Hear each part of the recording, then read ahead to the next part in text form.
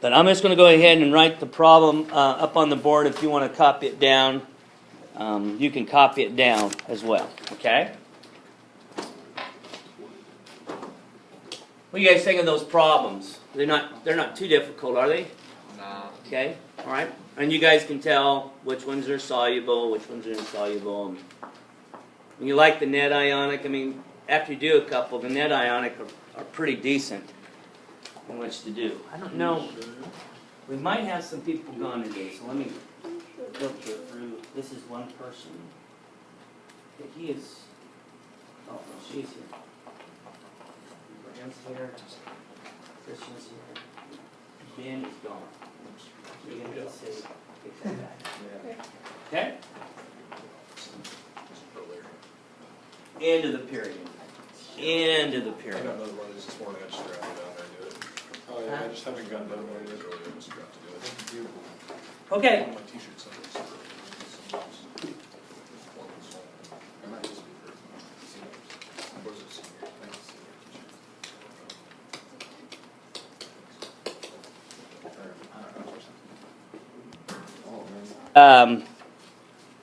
It's where we're going to have to set up a net ionic reaction. So all of these that we do, we'll have to set up that net ionic reaction. And once we do that, then we can go through and use what we did before we went through the equations with molarity and moles and that, and do some calculations with that. So we'll have to calculate moles of ions here in which to do the problem. So what we want to end up with is we want to end up with the mass of CaCl2 that needs to dissolve, in which to get rid of all the lead. We want to get rid of the lead. We want to get the lead out. Right? Get the lead out. Right? Okay. All right. So that's what we're going to do, get the lead out.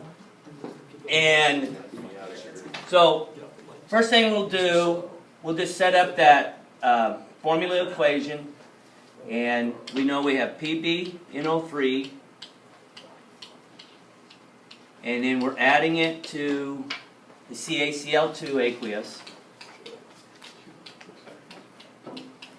and we double switch,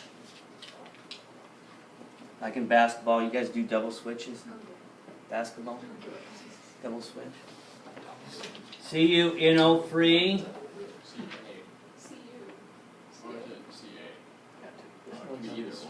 Calcium. It's Ca, guys. Ca. Ca. Okay, so then that gives you CaNO3 2. That's going to be aqueous. And then we find out P cannot go with Cl, so it'd be PbCl2 solid. The rule says it can't, it'll form a precipitate. So we're going to realize that Ca cancels, the NO3 cancels, we're left with Pb, but we're not going to put Cl2, right? Because when it breaks apart into, right, CaCl2 breaks apart into Ca plus 2 chlorines, right? So in the past, I noticed students, they'll put plus Cl2, and that's wrong. It'd be 2 Cl minus. It is diatomic, but as a gas.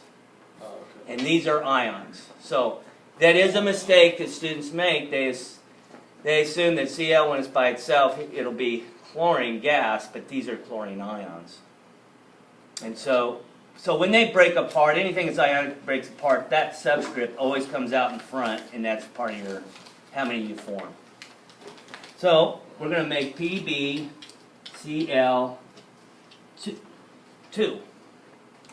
solid. All right, so we're going to leave that there. And then what we're going to do is we have to figure out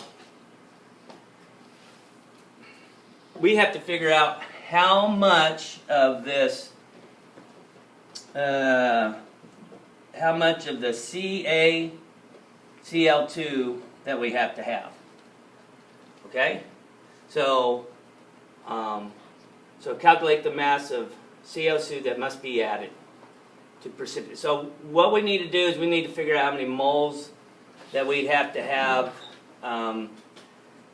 to get this lead. So we got to figure out how many moles of lead we'd have to have. So anybody have an idea how I can figure out moles of lead? So we got to figure. Take the molarity times your volume. Good. So we've got to times 0.1. we've got to figure out the moles of lead so that we can get the correct number of chlorine ions to react with it. So that's what we do. We go ahead and say we're going to have 0.25. This is why I like using moles over liters, so they cancel out. And I'm going to multiply that by, that's of lead, ions, okay? That's PbNO3. Okay? And I'm going to multiply that by 0.1, right? Everybody know why I'm by 0.1, right? Because it's 100 milliliters, and that would be 0.1 liters. So how much PbNO3 do I have? 0.025 moles of PbNO3. 2. So, if I'm going to keep going down here, how many moles of lead would that be? How many loads of... 0.025. Yeah. So I'm going to have 0.025 moles of lead. And just, we don't have to do it for this one, but it can help us for the next one. How many moles of NO3 will we have? 0.05. Yeah. Everybody see why it's 0.05? Because it breaks apart 2 to 1, right? 2 nitrates for every one of those. So, we're not going to use it, but that's how many moles of nitrates we have floating around in there. And that's how many moles we have of lead. So, when we do this, what we can do is just substitute in there that 0.025. So right here, our initial, right there, is 0.025 moles.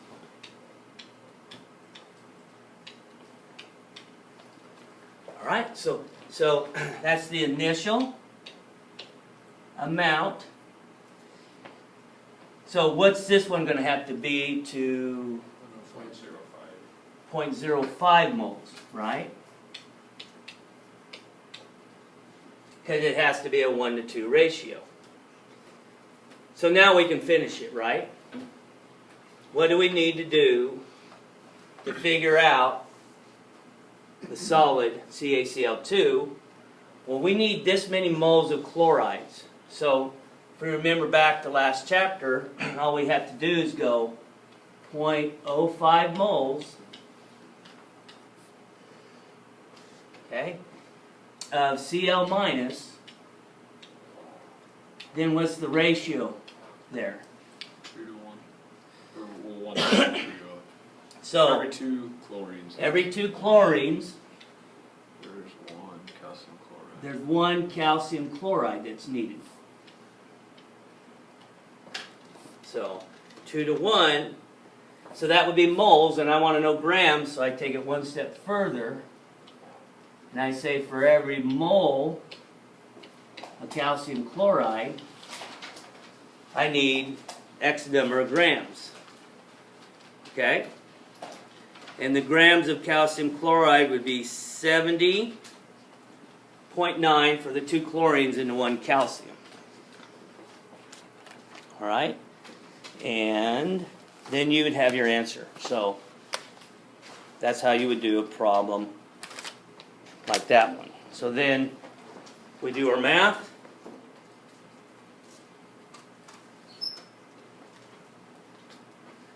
We get 110.98.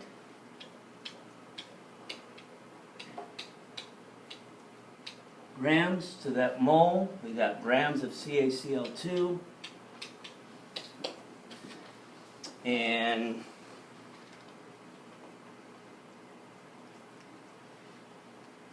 do we divide it again by 2? Why don't we just leave, because it doesn't have to end up being PbCl2? Well, it wants to know the mass of CaCl2. Right? It says, basically, we want to get yeah. we want to get rid of all the lead. Now, if we wanted to figure the mass of PbCl2, we could do that. Right. But it wants to know, hey, we don't want to have any waste. And so if we don't want any, what would be the purpose of getting rid of all the lead ions? That's bad for you. Yeah. It could be something, I wouldn't drink this. I don't know if I would trust my math to where, all right, go ahead and drink it. No. And there's some other ions in there, but I don't think any of those other ions are gonna hurt you any. Calcium, chlorine, nitrates. They're not going to hurt you any, but the lead definitely would. And so that's kind of what we're calculating. To get all the lead out, it would be 2.77. Well, I should say this 2.8 grams, the significant digits, of CaCl2. Does that make sense? Okay? So, if I get this initial, then I can kind of see what the ratio is. And that's kind of what we're going to be working toward. Always have this net ionic to work off of. And then down below we just have moles. Now the next one we might go a little bit further. Okay? I don't know. So, when I do this, I'd like you to take notes. I know some of you just kind of sit and watch and kind of take it all in, and that's good. But I also want you to think about, what you need to do step by step. And I do it a little bit different than the book does on, especially the next one. Okay? So I'm going to go ahead and put the next one up here, and the start of the next one is going to be really similar to the start of this one in the processes that we take place. So by doing this one, the next one is going to be easier to kind of understand what we're going to be going through to figure that out. Okay? Okay. So why don't you guys, to practice, why don't you go ahead and get it in the net.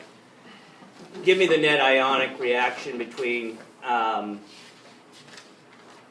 BaCl2 and Na2SO4. Go ahead and just give me because we'll set up ICE underneath that. So go ahead and go through the process of figuring out the net ionic, like we did on that last problem for today. Since BaSO4 is my solid, all I have to do is go Ba plus 2 plus sulfate minus 2 gives me BaSO4. And I don't have to go through all the formula equation because it says that is a solid, and then that's all you need. Does that make sense? If you want to, you can. It's just a longer process in which to do that. So, guess what we're going to have to do to see how much is formed? We're going to have to find the initial moles. So go ahead and find the initial moles of Ba and of SO4. This is your concentration of BAs will be in here. Okay, there's your concentration of BAs. And then you have 100 milliliters of it. So it'd be like our last example. And in this here, we have 150 milliliters of 0.2 or 0.15 molarity of the Na2SO4s. When you do that, keep in mind we may need to know the concentration of the ions as well. But that's okay because we can come back to your problem where you're figuring out the different ions and how much you have.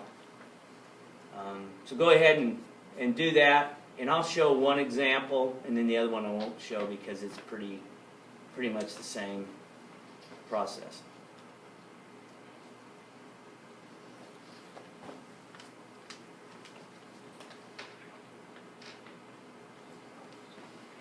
So find moles of both, and then you can write them right underneath the initial.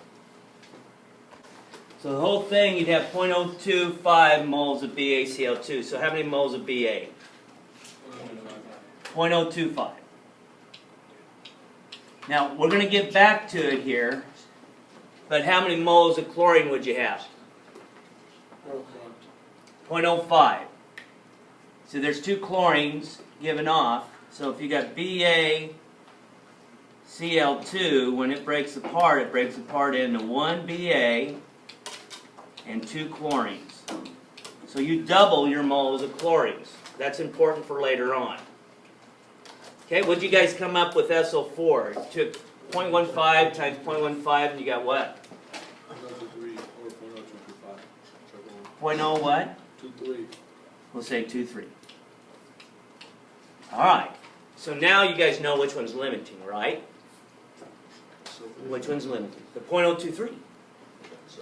That's your limiting because it's supposed to be a 1-to-1 ratio. So at this point in time, go ahead and figure out your grams of BaSO4 because that's what it's asking for. So go ahead and find out how many grams of the BaSO4 that you form. I'm going to go ahead and give you the molar mass of BaSO4 so that you don't have to figure that out. BaSO4's mass is 233.37 grams per mole. Okay? So go ahead and calculate that first part, how many grams that you will make.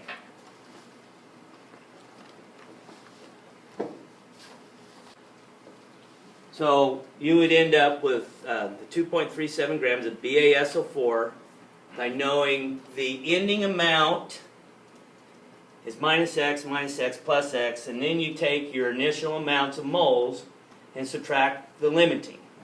So this, the SO4 is how many do we have left over at the end? None. No ions. So where it asks you, what are the concentration, up here it says, what are the concentrations of all the ions? The SO4, there's none. Because it's all in the BaSO4. Okay, I messed those up on the homework. But I thought I was just looking for like, what was the concentration of like each of the, so like I found the barium and then the sulfate and then like the concentration of like those like molecules in the solution. So I definitely messed that up big time on the homework. Those ions weren't combined. What do you mean? Oh, they were I don't think I gave any where you had to figure No, out. oh, were those the ones that like were no reaction or something like that? I think they might have been. Yeah. Oh, You don't have to do, you won't have to, this is the first that we're doing this, and so you shouldn't have any you shouldn't have any questions, but you guys see, there's no more sulfates. They're all gone. So all we have to do is concern ourselves with 3 other ions now. So all we have to do, and this, if you write it out down to here, and show a little bit of your work there, this next part should be really easy. Okay? Now we know concentration. I need a bigger screen. So what I'm going to do is erase some of this up there. Yeah, I better not. Let's go ahead. Sulfates, we don't have any ions. How many ions do we have of the let's do this one first, since it's right in front of us. How many ions, moles of ions, do we have left over of barium? 0.02. 0.002.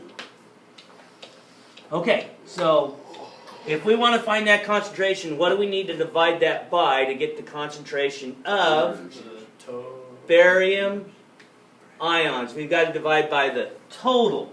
So if I want to find concentration of barium ions, I need to take 0.002 moles divided by what? 0.25 meters. 0.25. Very good. Because you got 100 and 150. The total volume is 250. So all of these, you're going to divide by 0.25. So every single one that you're going to find a concentration of, you're going to take the moles of that ion and divide by 0.25. So this first one we're going to do, we're going to divide it by 0.25, and we get an answer of 0.008 molarity.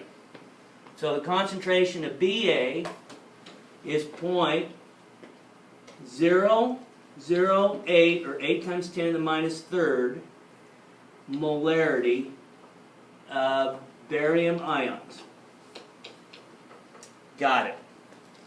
So that's one concentration. All right. The other ones aren't part of the reaction.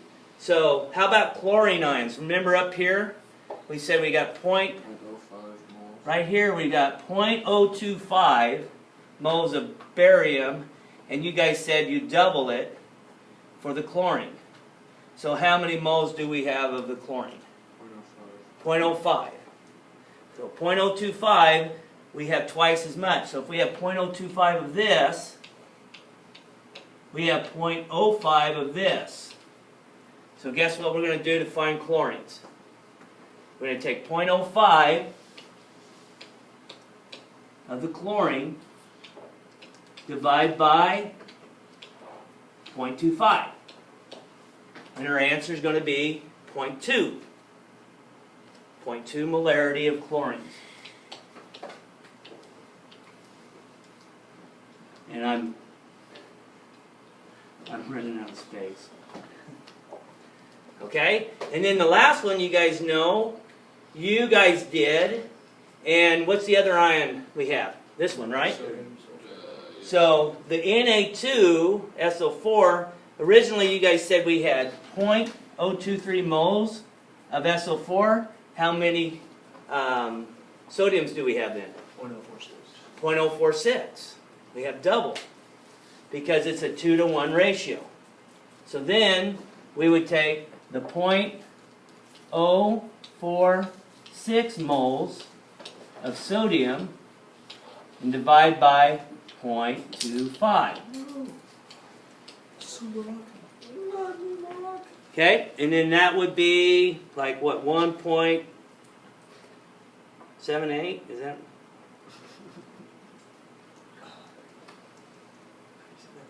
Or I'm sorry, be 0.18 molarity of sodium.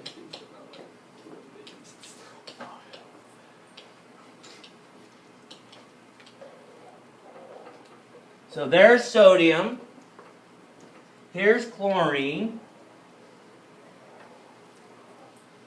And then there's that, and then we don't have any sulfate ions around.